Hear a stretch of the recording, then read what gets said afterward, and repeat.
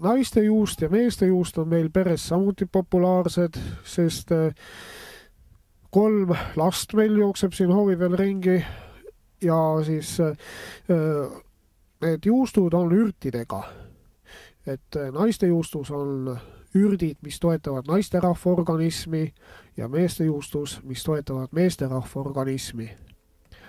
Et siin sai nii-öelda loomkatseid tehtud abikaasaga, et jõi ja mina olin teine loom, et jõime siis, panime vastava koguse nüüd segusid kuuma vette, tegime kanget teed, nii nagu sinna juustu sisse läheb ja siis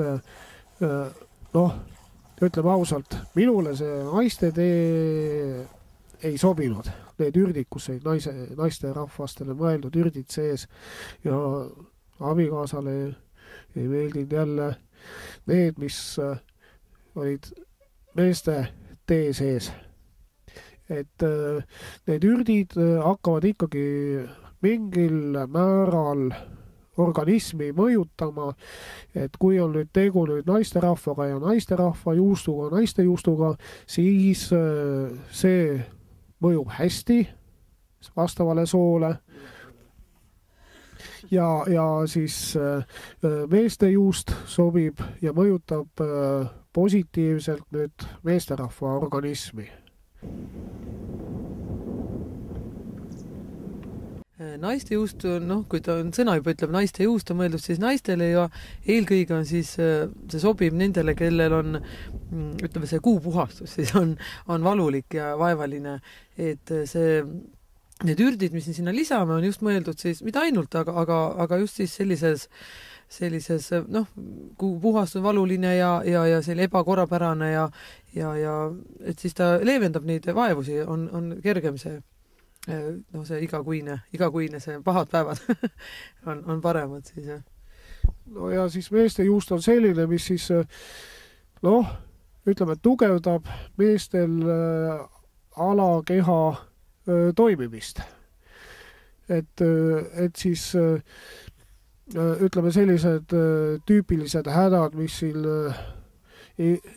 raadios ja kõikjal meedias siis kuulutatakse, et see või teine haigus, et tuleb käia arstlikul kontrollil, et sellisel juhul need asjad toimivad paremini mehel endal ja siis ei pea nii tihti siis sinna tohtri ukse taha minema. Kitsevõid on üldiselt raske kätte saada, sest nagu siin eelnevalt sai mainitud, on kitsepiima molekulid circa 5 korda väiksemad kui lehmapiima omad. Ja seda tuleb siis koorida, sest Eestis meie andmetel ei ole kitsepiima separaatorit, et eraldada siis piimast rasv ja piimavalk eraldi siis nõudesse. Ja kitsepiim on, ütleme, väga kasulik ka välispidiselt, mitte ainult söömisel. Et näiteks lastel reeglina sügises kevadeni on sellised punased võrud ümber suu või nina või siis käed lähevad selliseks karedaks või siis täiskasvanutel tulevad sõrmedele, kandadele lõhed. Seda peale määrida. Lastel lähevad need punased võrud suu ja nina ümbert ära circa 1,5 päevaga. Ja seda kulub vähe, seda kitsevõid. Kui kitsevõi on suhteliselt raskesti kätte saadav asi, siis selle võib panna inimene suhteliselt rahulikult sügav külma.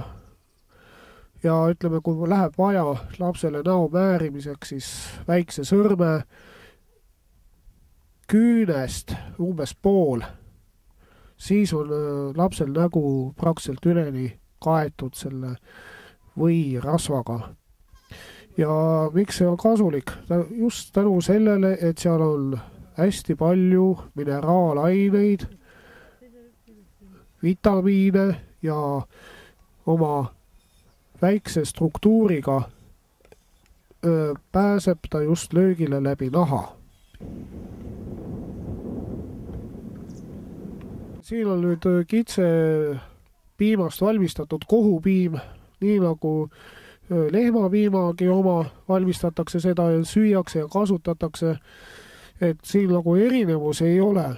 Ise me siin kohupiima teeme sedaviisi söögiks, et ei pane hapukord sisse, et kohupiim on suhteliselt kuiv oma olemuselt, seepärast, et poes, mis need kohupiimapastad on, need on samuti piimaga siis nii-öelda ära tembitud ja siis meiegi tembime seda piimaga, ainult et kitsepiimaga. Ja siis jääb selline vedel, mõnus ja hästi toitev kitse kohupiima pasta.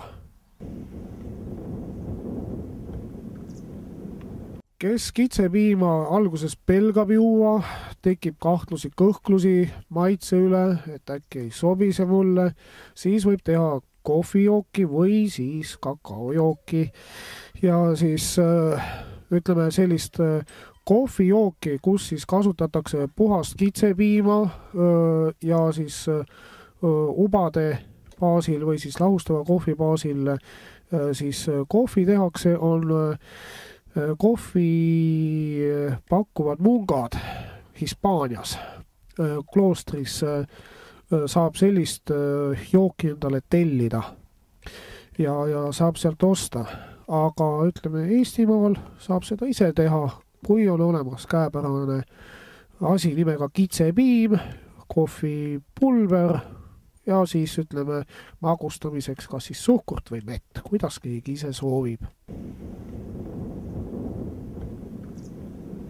Kokkuvõtvalt on niimoodi, et siin hetkel laua peal on näha nüüd siis quicheur, on või, on kohupiim, on juust, on kohvi, on olemas ka meil keefir ja lassi, mis on jogurtilaadne toit ja piim muidugi. Ja kõik see asi valmib meil ainult kitsepiimast. Kitsepiima joomisel, vähemalt meie, pole keegi saanud ei puukborreloosi ega entsefaliiti, sest meil kitsed käivad looduslikel karjamaadel, kus on päris palju ka mürktaimi ja selliseid mürgiseid kasvaid põõsaid, nagu näiteks näsiniin. Kitsedel on selline omadus, et nad tarbivad vähemalt 5% oma päevaratsioonis mürktaimi, mida lehmad ei tee. Et põhimõtteliselt on niimoodi, et andku mulle lehmapidajad andeks, aga lehmapiimast saab ennemini puugihaigused kui nüüd kitsepiimast. Ütleme, kui kits põebki nüüd ühe või teise haiguse või mõlemad haigused läbi, siis inimesele need läbi piima ei kandu edasi. Siin on meedias olnud igasuguseid jutte, kuid meie endi praktika näitab seda, et nad söövad mürktaimi, mida nüüd mitte üks teine loom Eestimaa pinnal ei söö. Ja kui kitsed on nüüd kultuur karjamaadel, kus on puhas heinkultuur, mitte neid mürktaimi, seal pole hulgas, siis sealt võib tõesti inimene saada ka kitses piimast saada igasuguseid puugihaiguseid.